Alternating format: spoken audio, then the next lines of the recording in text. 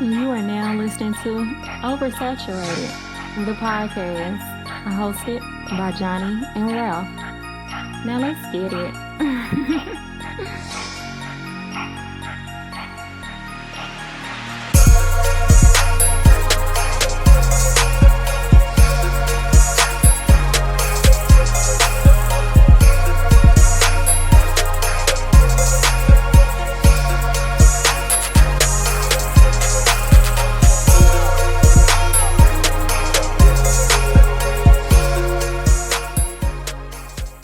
Another episode of Oversaturated, the podcast, where we discuss music, movies, pop culture, and everything in between. I'm Johnny. And I'm Ralph. Welcome to episode number 185. 185, man. At least spring feels like spring this week. Yeah. So I'll be Ralphie the body this week. So oh, Ralph. Since the sun out. Let's go, Ralph. I love it.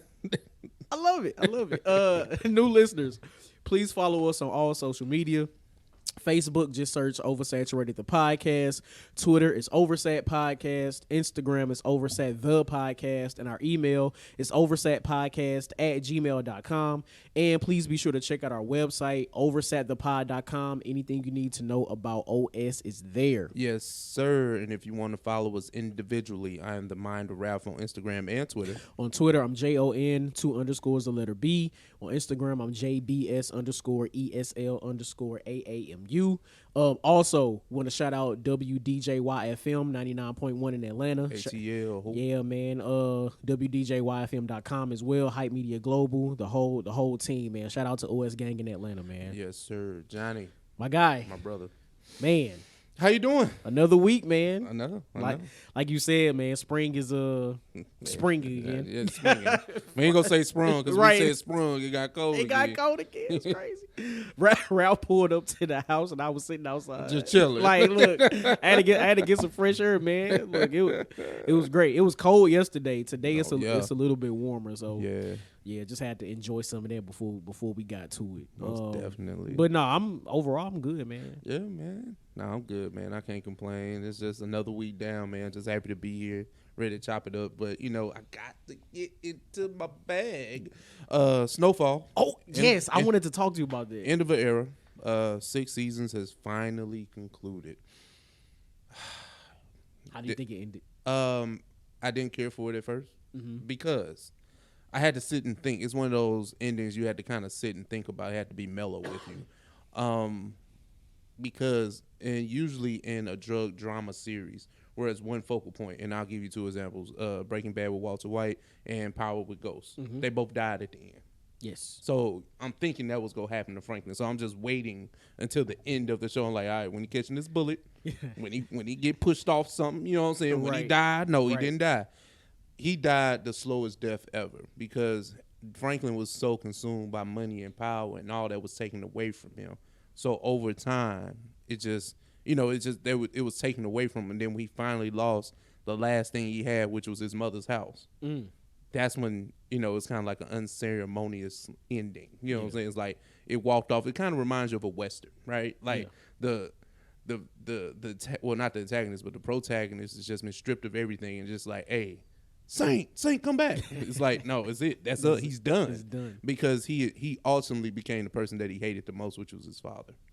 Oh, wow. He became a drunk. He became a drunk on the street, just like his daddy. And he worked that hard to get away from that. Yeah. And then eventually it brought him back to that. So it's kind of a full circle moment. It took 6 seasons to get there. But, Damson Idris, shout out to him.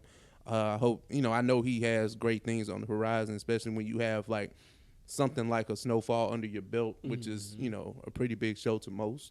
True. I think it was cool ending. Like, it was definitely a great rebound from the last season because most people would say season 5 was horrible. I keep hearing that too. Yeah. I've seen the clips from the last episode where he was talking to his friend Leon. And him saying how he's finally free, even though he had like holes in his tank top and rotten teeth. The thing that took it was the money and the power that drove him crazy. Because think about Walter White, right? He was so meek and humble at first. True. And that's kind of the same thing that Franklin was dealing with. He was a young kid bright future. I want to go to college, all this stuff. And then he got sucked into this life. And then the power and the money consumed him so much. That's all he cared about. Got you. So even when the fight is over, like he could have walked away with money. True. At many instances, right? But the life is what he ultimately desired, and it pretty much destroyed everybody around him. Leon was able to get out though. Leon was his best friend. Leon was there the whole time. Right. I do remember hearing about that. Now, my last question is because I've been seeing a lot of people say that it's a part of Franklin ended up how he ended up was his mother's fault as well as the white guy that was supplying the drugs. No, because Franklin had every out to get out. Got it. Like, if you want to blame his mom, like, I don't know. Like, his mom tried to do anything to save the child that was still there. Okay. And, now with some of her methods kind of unconventional, yeah. But you're dealing with your son who became not just a drug dealer. Like, he ain't pitching dimes on the corner. Yeah. Like, he's the guy that's flooding the streets that ultimately changed L.A. Oh, wow. Like, he was him. This is loosely based off Freeway Ricky Ross. So it's kind of like that. So, yeah, you can point to your finger and blame definitely the CIA and Teddy and the white, that establishment. But, I mean, she was ultimately trying to save the rest of her family, and she couldn't do it. So she took it into her own hands. So, no, I don't blame his mom at all for anything. No, that's crazy. I don't blame his mama at all now. Look at me just trying to keep up with Biller.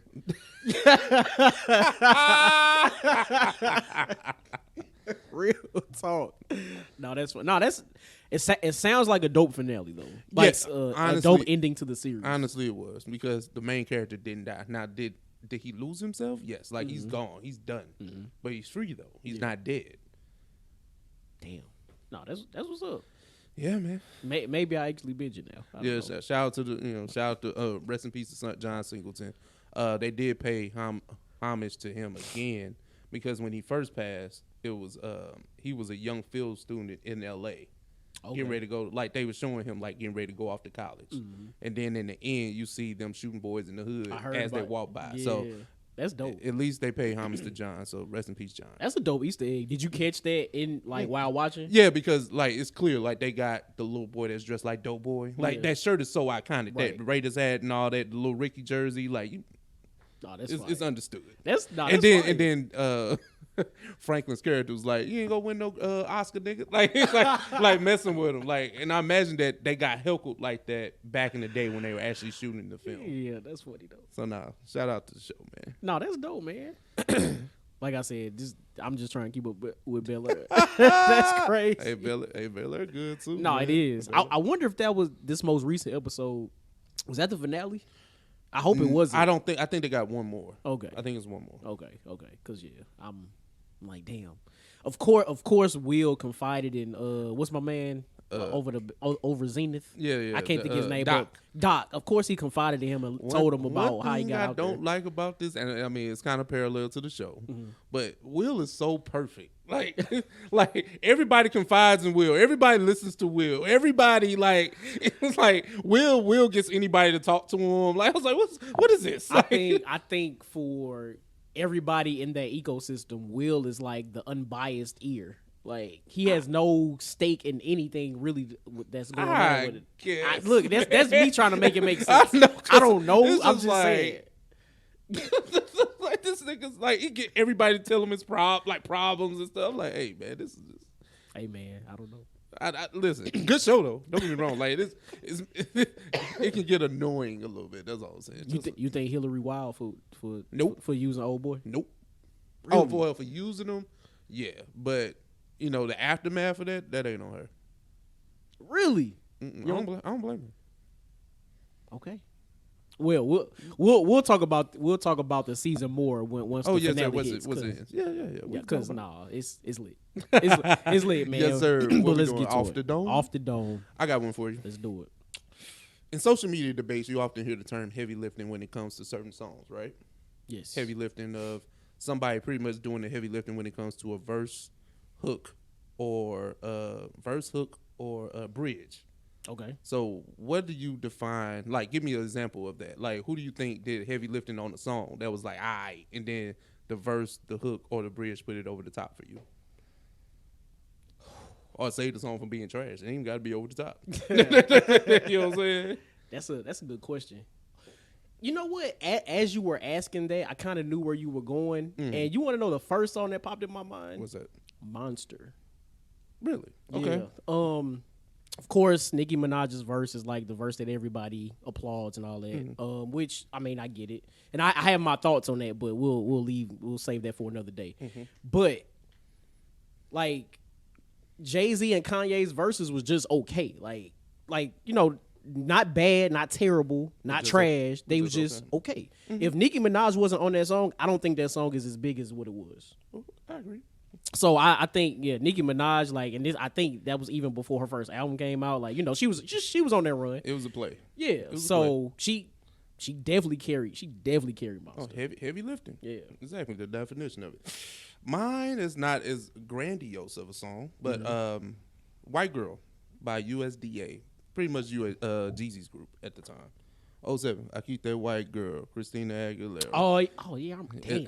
You just unlocked the whole corner of my brain. Exactly. The reason why, right? You see, I had to sing the hook for you to remember the song. Facts. And that was at a time where, I mean, well, it still kind of happens now, but back then where, you know, the front man got on, then you bring the boys on that can't really rap. Like, you know what I'm saying? So White Girl, you know, shout out to Slick Pull and Blood Raw, but yeah, my God. They got a whole album off of that. So listen, you know what I'm saying? Yo. Super heavy. Like, listen, Jeezy, if Jeezy didn't lead off the song and on the hook, we wouldn't be talking about this. It's true.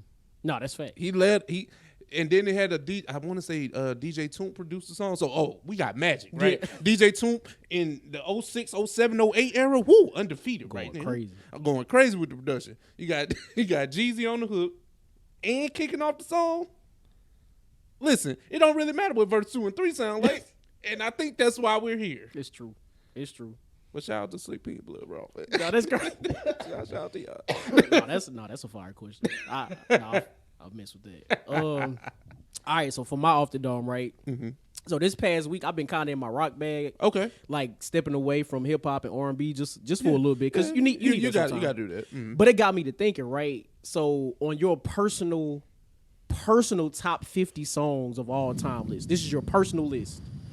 Like, give me 3 songs that you would put on there that's outside of hip hop and R&B. But if I went, I don't have to. Okay. Lenny Kravitz, American Woman. Okay. Oasis, Wonderwall. Of course, I knew you. I knew it. I know that's your shit. 3. Ooh. It's a personal list. So I know. I'm just no right or wrong answer. I know. I'm trying to. Give me one. I'm going on. Oh, The Verve, Bittersweet Symphony. Ooh, I like that. Okay, that's my guy. All right, so for my 3, I'm going Crawling by Linkin Park. Okay, that's my jam. Okay. 1,000 Miles, Vanessa Carlton. Of course. Come on now. Of course. And I can never hate on that. Like, hey, let's get it. And then my 3rd one, I'm going. It's a song called "The Longest Time." That's Billy Joel. Oh, you went deep. Yeah. In the bag. Listen. He like kind of he's like doing the harmonization of the beat himself and then singing over it like the shit fire. And the song is good. The song is really good. See, another one popped in my brain. All right, this is my last one. No, go ahead. Go ahead. John Mellencamp, Jack and Diane. Hey, listen. Wait, sing a little bit. Jack and Diane. Hold on, I just know the guitar riff. It'd be like doom, doom, doom, doom. Yeah, I know. Okay. Jessica Simpson redid. She sampled that. I remember that.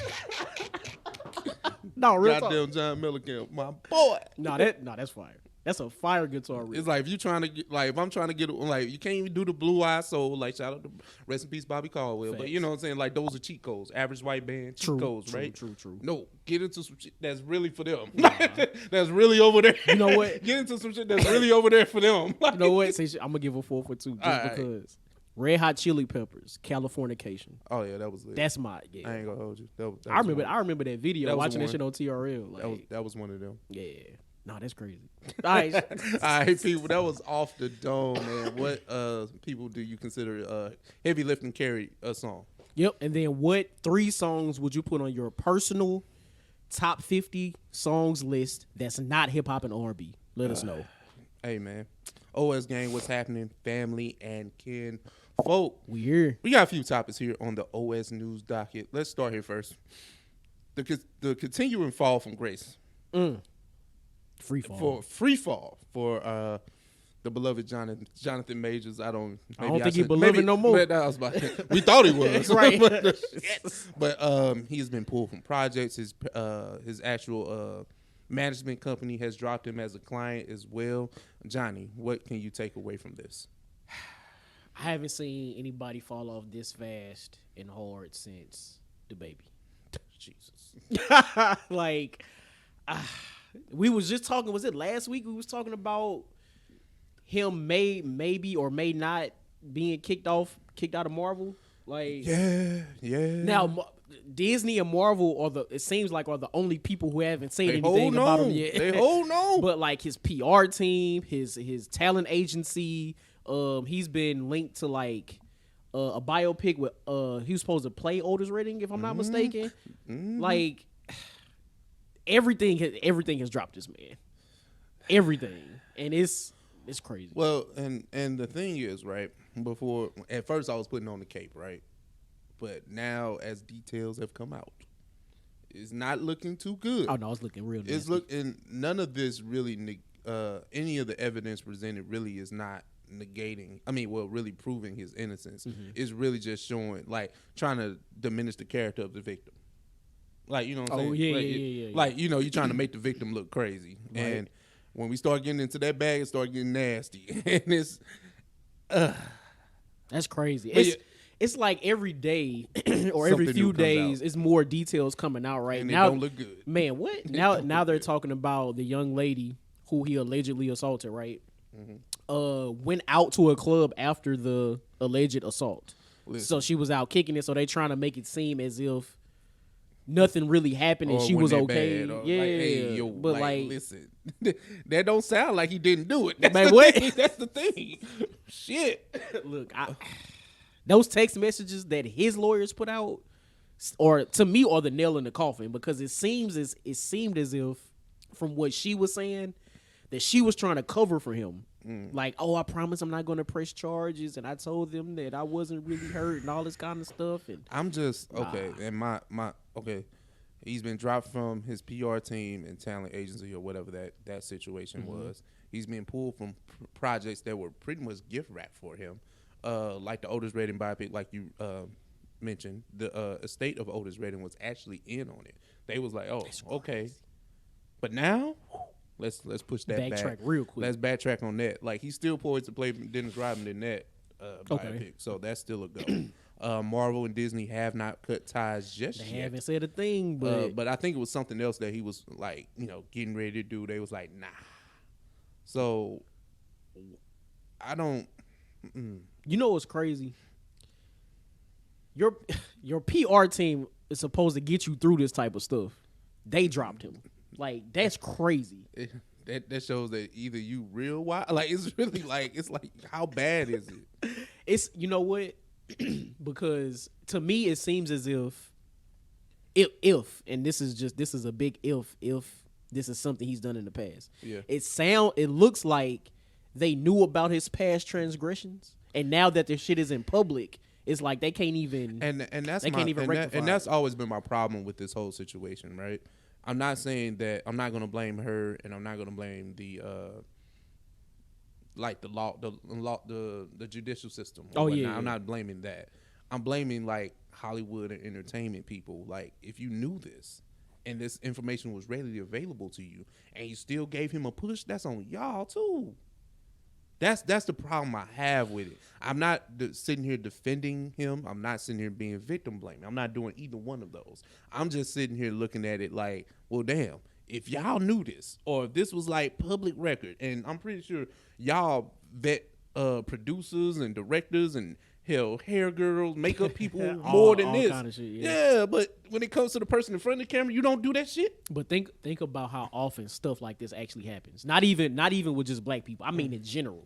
Think how often a director or actor or whoever does some type of wild shit on set or multiple sets and nobody says anything. Yeah. Like, it's. I think it took maybe one story for Epstein to get to where he at now. So it's like, and he was one of the most powerful people in Hollywood. So that's right. That's even weirder, Right? You know what I'm saying? So the fact and now the fact that even more women are coming out speaking out against Jonathan Majors and what he may or may not have done to them, like it's really not looking good for you, boy.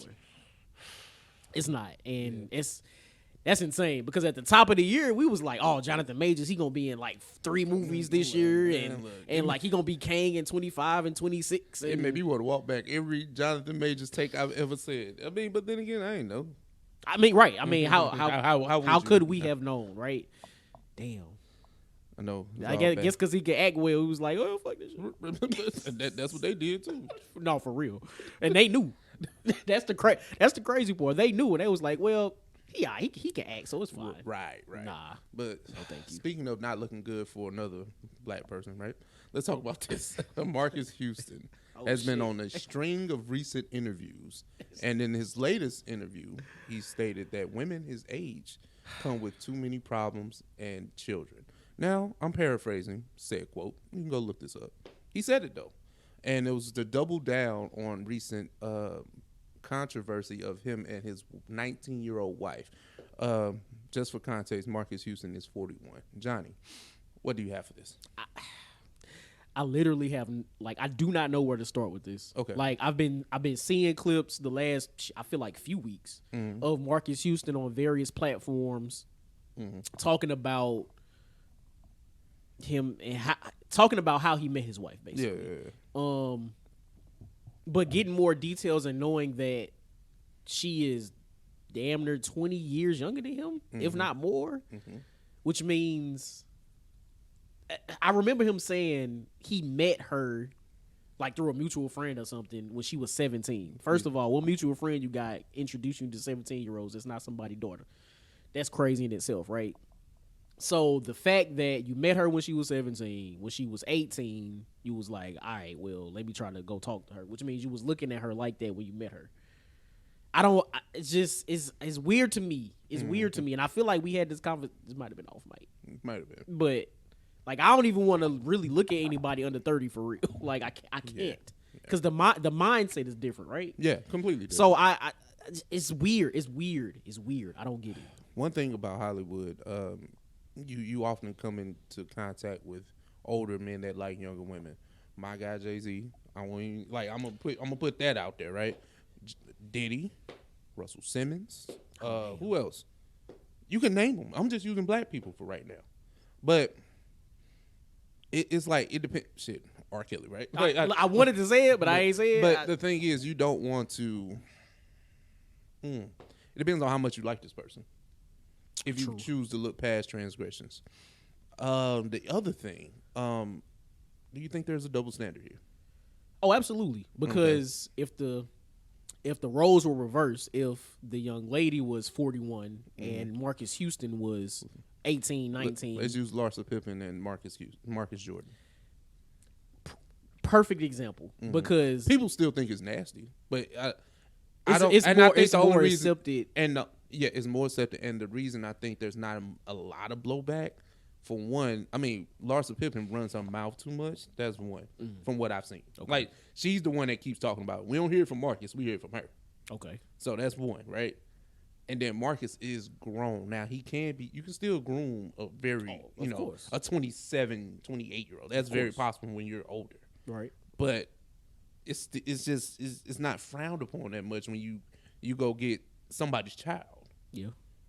and I mean there is the added layer of, I guess, some type of beef between Michael Jordan and Scottie Pippen. I want to stick to that, but no, I mean that is part of it. But just kind of getting back to Marcus and what he's talking about.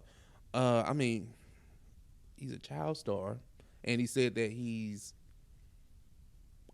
youthful at heart or some shit like that to justify it. Now, we've heard people say some goofy shit like that that's been involved in sketchy situations. Yeah. So, I'm not calling nobody a pedophile. Because I don't know nobody's business. You know what I'm saying? But this is just this is nasty work. And I don't want to look across the aisle. I don't want to say, look at this, look at this, look at this. No. focus on this. Yeah. Something about this doesn't sit right. You know what I'm saying? I agree. I don't understand how a person who is in their late 30s, early 40s can look at literally a teenager who was probably a junior or senior in high school and say, I think I want to be with this person. Like it doesn't make any sense to me. And the fact that he even said that women his age come with baggage. Like, yes, like, we are at a point where or single mothers existent. Yes, they are. They're here.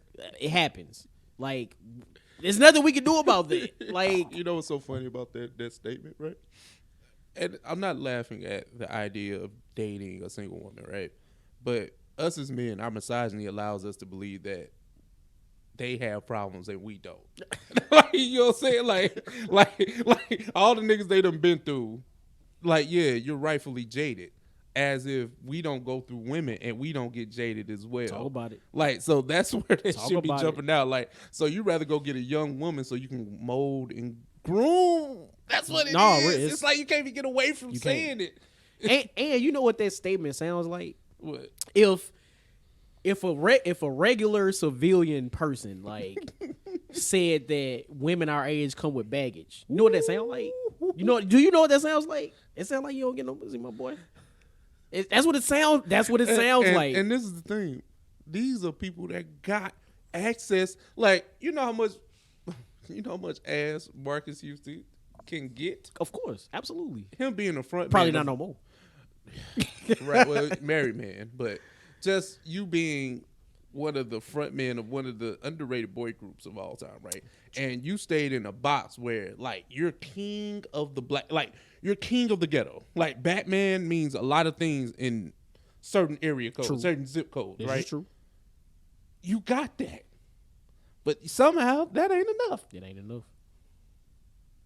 They come with too much baggage. Plus, like, okay, too much baggage. It's hilarious. Like, that's.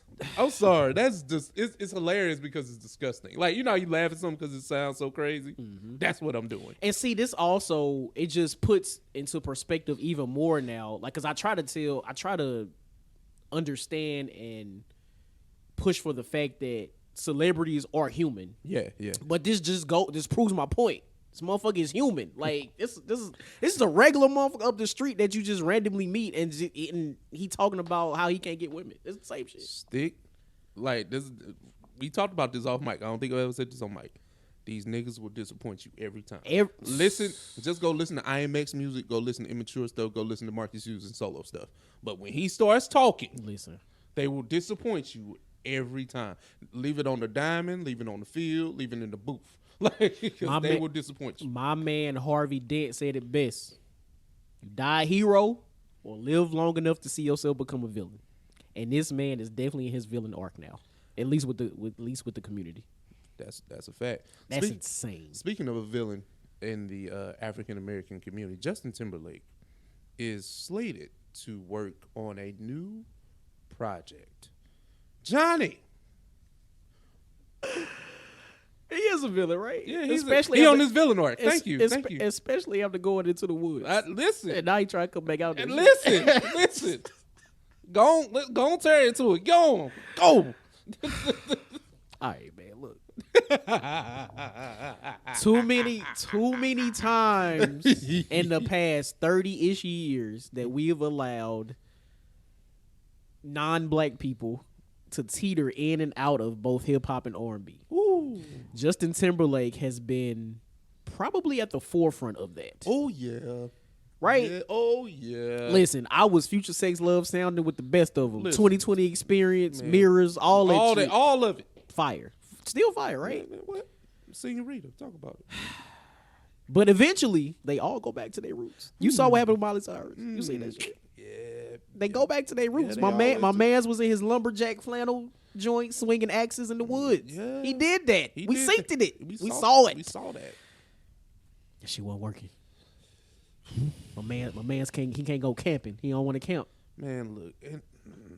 He don't want to fish. He don't want to dig a hole and go number 2. He don't want to do that. He ain't trying to chase Yogi, man. He trying to come. He trying to come back to the studio with Tim. Yeah, because He said fuck the real Timberlands. He said. I want the real. I want the real. Give me the Timberland in the studio. Timberland. Timberland. But not Timberland. Timberland. Timberland. Timberland. Nah.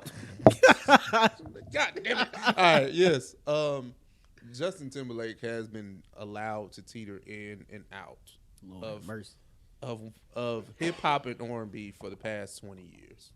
We've allowed it. Yep. Yes, we have. Because he has locked in with some of the greatest hip hop and pop producers and songwriters of all time, not even a generation, of all time.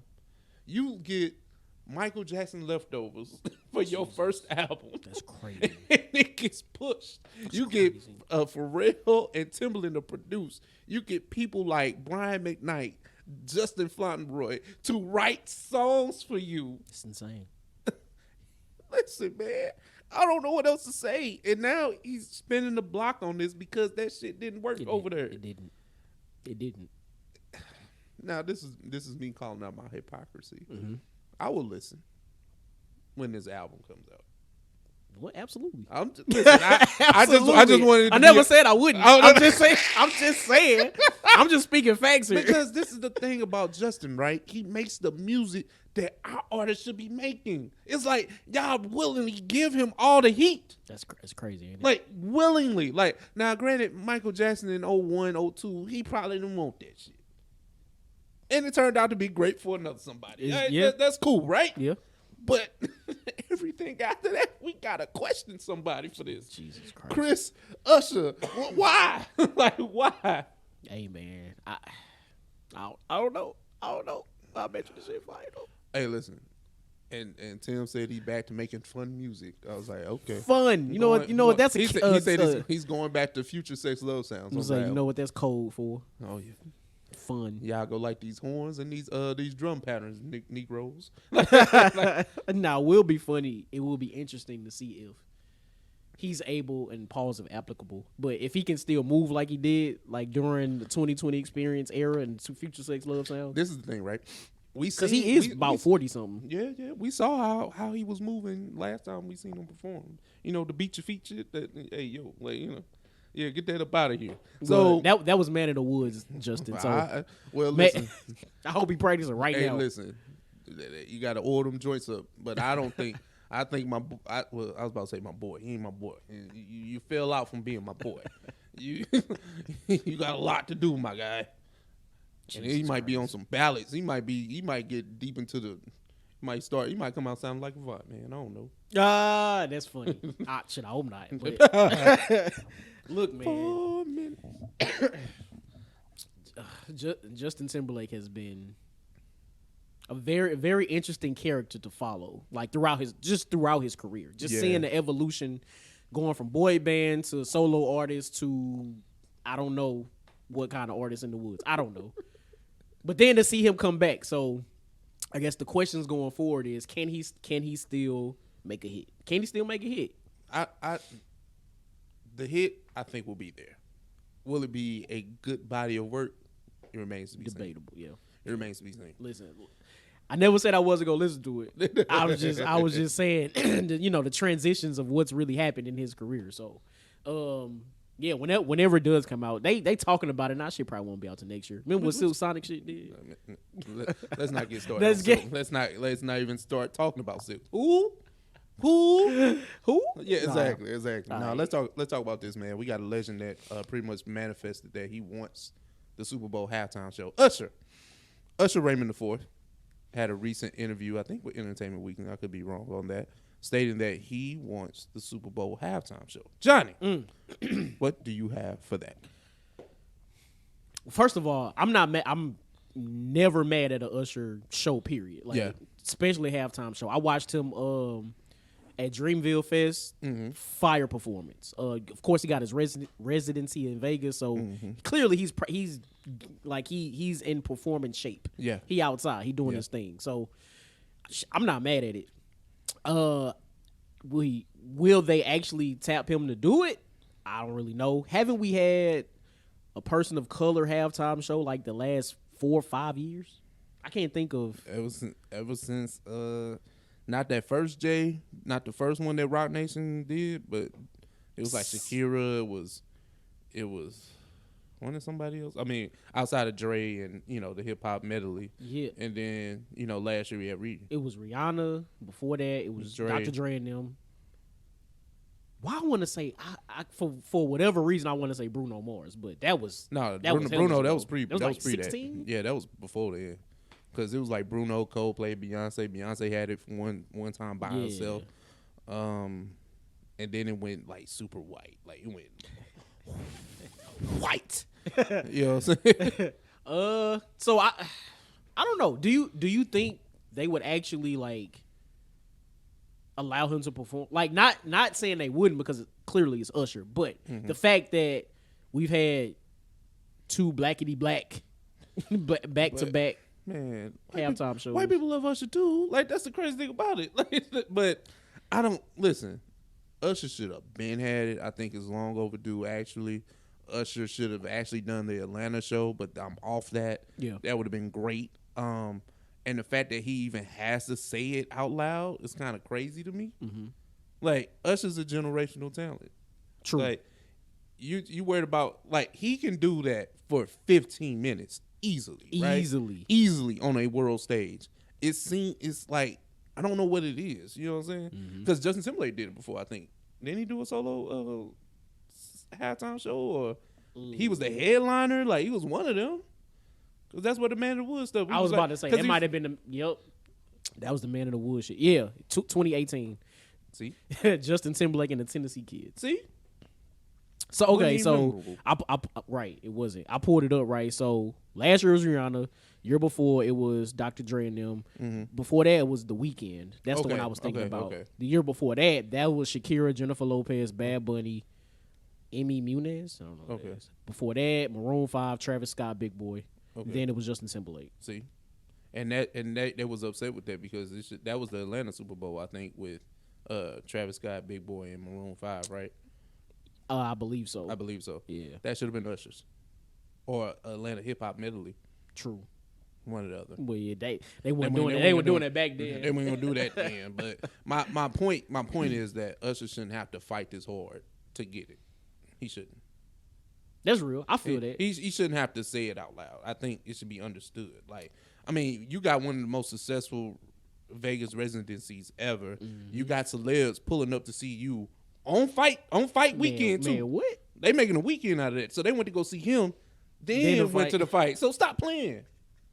No, that's real. Like it's plenty of Vegas shows, but like they keep spinning the block on this one because it's that damn good. So no, I need y'all to stop playing NFL, Jay-Z, Rock Nation, whoever the fuck you got to talk to. Usher should be doing it. Like, and the fact that he just came out and expressed interest. I can't remember in recent years where everybody that came out and said, "Let me do this." Any artist, especially one of that caliber, saying, "Hey, I want to do a Super Bowl show." I mean, it should be understood. Yeah. At this point, he's just checking shit off his bucket list. And I think that's what he said in the article. It was definitely a bucket list move because you got to think about it. Usher got a lot of crossover hits. I hate all of them, but hell, he got them. Nah, he go do OMG. He definitely gonna get up there and do OMG. I don't want to hear none of that, but he gonna do it though. Oh my, yeah. Nah, that's gonna be the lead off. You think so? Oh nah, yeah. It's either that. You gotta get the. It's either that or you end with it. The people. He definitely don't end with that shit. he not doing that at the residency. I know that for sure, and I ain't seen it. But you better not be doing that shit there. Listen, this man is out on skates and got serenading women and shit. He better not be singing on. Nah, don't do that shit. But nah, man. Look, if it's gonna be fire. If he does end up doing it, it's gonna be fire. Yeah. Do you think Usher will pull in more viewers than Rihanna? Because they said 5 million extra people tuned in just to watch Rihanna, and then they turned the game off. I would say no. And that's with all due respect. Yeah. Because Rihanna's such a... And Usher is too. Mm-hmm. But this Rihanna is like a global icon in a way that a lot of people aren't. And Usher's like right there, but I just think the anticipation of Rihanna and new music and all that, the fact we haven't seen her perform, like Usher consistently has performed for a long time, even before the residency. So that's real. No, it's real. Yeah. No, and that's where I was going to, but I was just curious as to what you would think about it. So, hey man, shout out to Usher because I'm clearly we gonna watch it. Right. The culture is gonna pull up for it. So. Right. But speaking of Usher, we gotta talk about his famed producer Jermaine Dupri.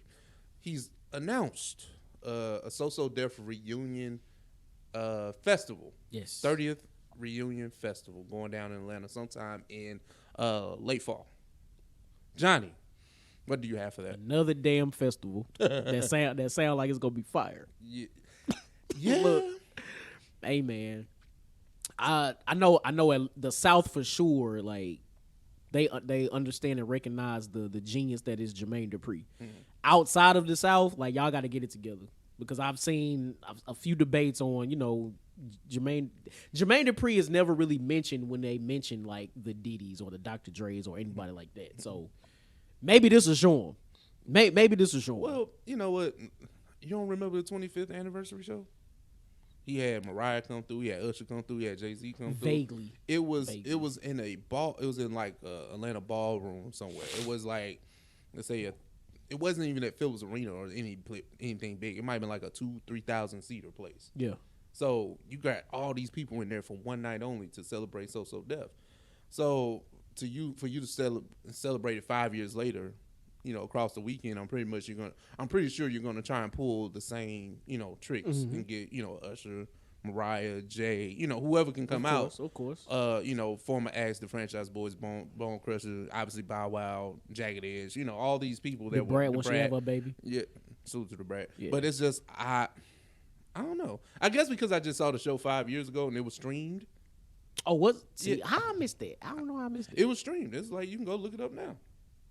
So it's kind of like that same show 5 years ago spread across, that. So, and then you got Escape Outside, like it's levels. So I mean, don't get me wrong. So Def has a stable of artists that was really genuinely for us. That's why people don't necessarily hold them to that highest of regard because it was really just for blacks. True. It was like really Jagged Edge down to Jaquan. Like it was all for us, right? It's true. It's true. That brand of hip hop and R&B was really for us. Now his songwriting pen, that went to Mariah and Usher and bigger artists like that. But did they do? So you watched the 25th joint, right? Did they do Where the Party At remix? I can't remember. I know Jagged Edge had a set, but I mean, like when I say everybody came out, like Jay came out and did not just him and the collab he has with JD. He did like a song or two. Oh, nice. So Mariah Carey came out. Yeah. I think Usher flew. It was like that's what I'm saying. Like so, it's like we getting the same thing again 5 years later, and there's nothing wrong with that because we're still celebrating a moment in time in hip hop of one of the most underrated labels. Shit, at this point, he need to do it every 5 years. Fuck Ain't nothing wrong with it. Why not? Why not? If you got everybody still alive, man, and they're at least on somewhat of a good terms with JD, come out. Right. Because I mean, we talk off and on about how the people that we grew up on are getting older, and the fact that we do still have a lot of them here. Like we got to start giving them their flowers.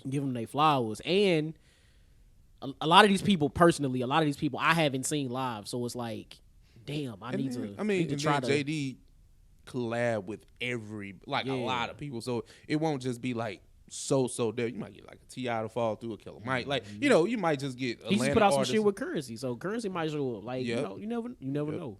So yeah, that's fire. I mean, either way, it's gonna be a fire lineup. Yeah. I didn't know about the joint 5 years ago. So that was the reason why I was just like, I just did it. But I mean, then again, hey, look, why not? Hey, and they keep running the Scream Tour back. Get that festival bag. Yeah, you're right. Get that festival bag. So that's why I had to kind of scale back. I was just like, well, hey, look, everybody couldn't make it to their 25th show. So it's like, imagine if you get the same people to kind of fall through. So hey, look. Shout out. That'd be fire, man. Yep. Shout out to JD, man. Shout out to JD, man. Blurred topic, blurred segment. Let's see here. Let's start here with this first. There's been a major casting announcement, or at least rumored. We have Adam Driver, who may possibly be Mr. Fantastic. Some said a Dr. Doom, but that's still here. Kind of juggling that thing. Yeah. But Johnny, is that a big deal, little deal, or no deal at all? I don't know, actually. I mean, I'm not that familiar with Adam Driver. I know he was in the last 3 installments of Star Wars as the villain, Kylo Ren. But outside of that, I don't really know anything else that he was in. Like, is he? Do you the movie guy? Is he like actor wise? Is he up there? Like he one of them or? Like I ain't watching none of them Star Wars shit. So I only just as seen clueless one. as you. Yeah. But this is the thing, right? I would say it's a little deal because I don't know if we really need Mr. Fantastic to be like this big brand actor, right? Do you think? It depends on what they want to do with the story, right? And maybe I'm just going off previous ideations of Mr. Fantastic. That's why I don't think it's a big deal. Well, I think in order to, and this kind of goes back to what we was talking about at the end of Phase 4, but in order to sell this particular Fantastic Four team, the comic book heads, the Marvel heads, the MCU heads, they're going, period. Like, we know that. To get anybody outside of that, I think you're going to have to, because Mr. Fantastic is going to be the main character.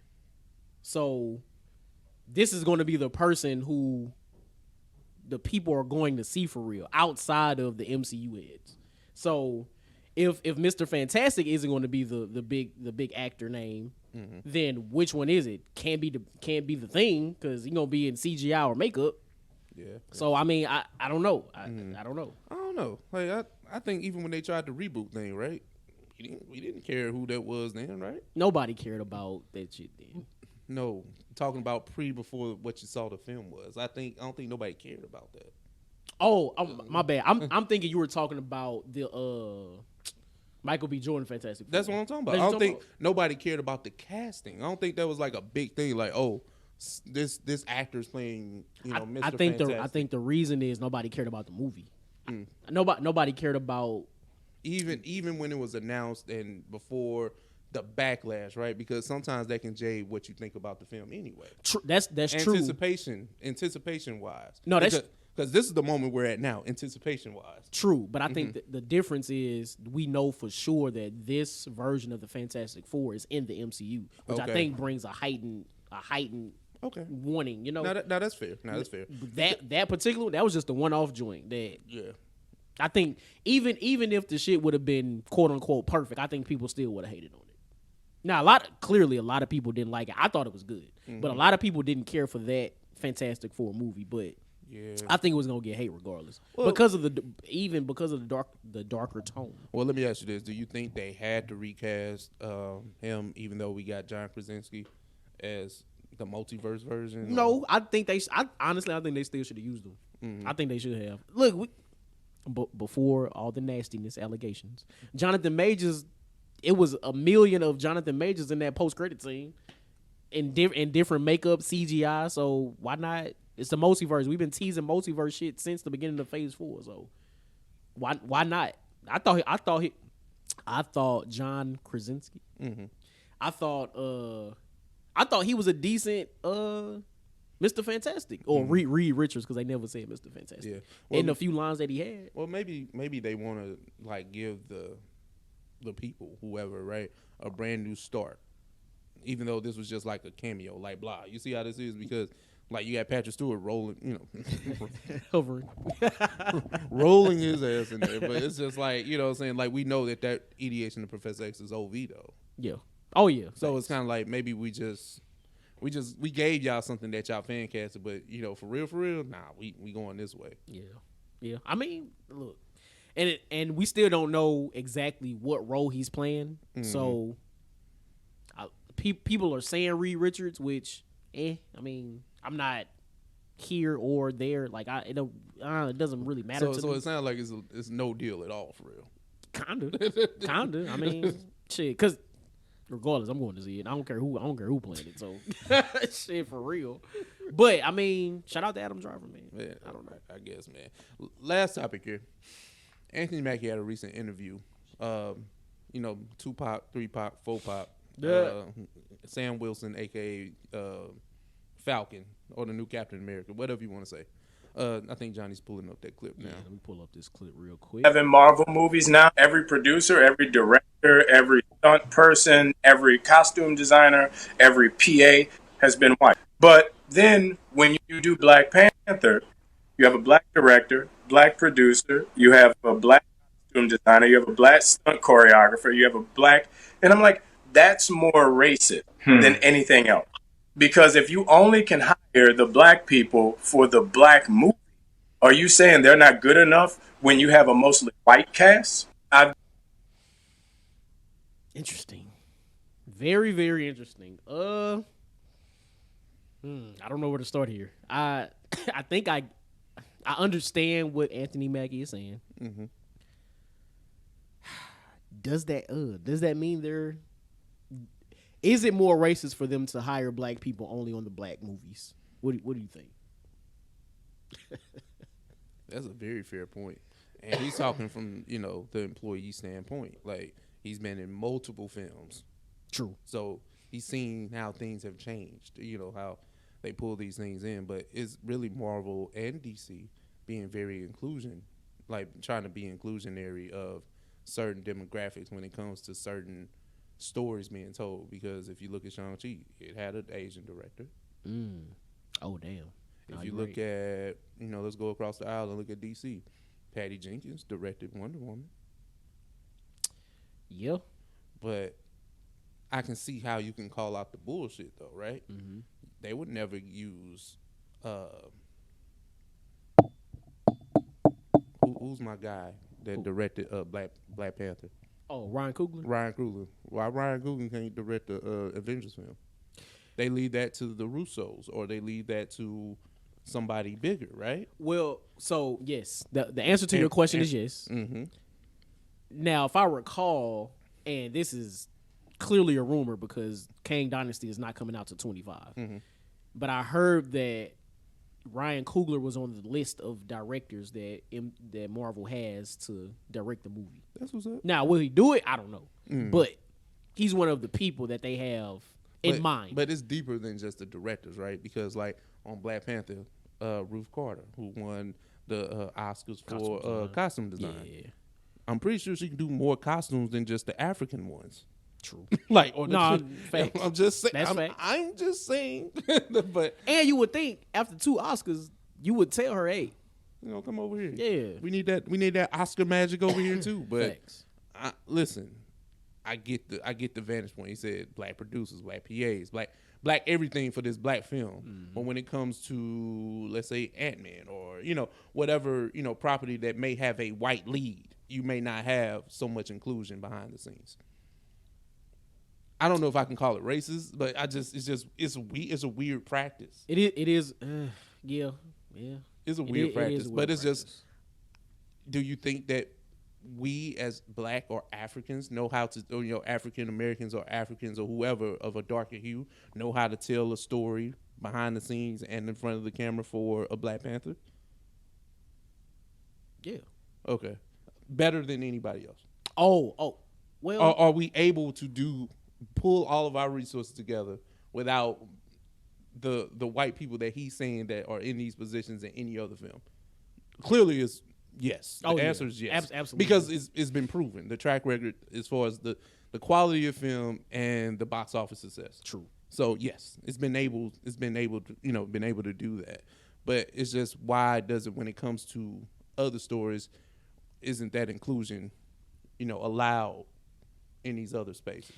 And I mean, the fact that damn, you ain't even got like 1 or 2, like it's none. No, that's crazy. That's crazy. And not even saying that they have to be in the writer's room, right? They don't have to help write the movie, but just the PAs or costume designer or like just anybody else that's on set. It's like if you read the credits at the end of the movie, like it's so much shit that goes on. Like people running errands to like go drive the people from one set to the other. Like it's all kind of shit. But the fact that no black people are on these other non-black films or woman led or any basically just the white movies in MCU, right? It's crazy. It's crazy. Is it racist? Kind of borderline. If you really look at it and look at the history of just the film industry in general, yeah. But it's like if they had hired a white person to do all these other films, right? Oh, no. Then it may have been an issue. If Ryan Coogler never directed Black Panther, would we had been so gun ho to see it? Yeah, because I don't know if a lot of people knew that Ryan Coogler was directed at first. No, they knew because it was always announced. That's a big thing with Marvel. They let you know that such and such is directing the film. I mean, when we let me see if I can explain this how I'm thinking it. The people that actually look to see the people that look to see the news before a movie comes out, yes, we all knew that Ryan Coogler. But the casual fan, they didn't know Ryan Coogler was directing it before they saw the movie. They didn't know that. They didn't know that. So yeah. But yeah, it's one of those things. Yeah, it does look funny in the light. It's true. And again, I didn't even know that. I probably could have guessed, but you don't have no black people on your sets. I mean, the director is very telling, right? Because that lets you know. Because anytime, Shang-Chi, when they announced Shang-Chi, they found an Asian director, because he did Kung Fu films, whatever the fuck he directed, you know what I'm saying? Yeah. Respectfully. Yeah. They when he did that, they went and found this woman to direct a woman-led film. They did that. That's when it comes to the Negroes. We're gonna get the best one. We're gonna get the best one out here, the hottest one out of Hollywood. Damn, we're gonna get Ryan Coogler. That's crazy, but facts. And then he came as a package deal with Michael B. Jordan. So it's like, hey, it is what it is. Jesus Christ. All right, man. It's true. No, you're right. No, you right. You right. No, you absolutely right. But it's Michael B. Jordan. You ain't gonna see him and Jonathan Majors together no more. Somebody got to be protected. Somebody got to last. Look, man. They was hanging tough too since January. That's crazy. Yeah. Well, clearly, yeah, we have reached the end of our docket. Johnny, what do you have for the people? If you're on YouTube, we appreciate you for rocking with us this long. Yes. Hit that comment section. Yes. Let us know about any of the topics we discussed today. Yes. Hit that like button. Hit that subscribe button. Hit that notification bell. And we'll be back next week with more content. Yes, love y'all. Now, if you're on audio, you know what time it is. Song of the week. OS Song of the Week. You are now listening to Oversaturated, the podcast hosted by Johnnie and Ralph. Now let's get it.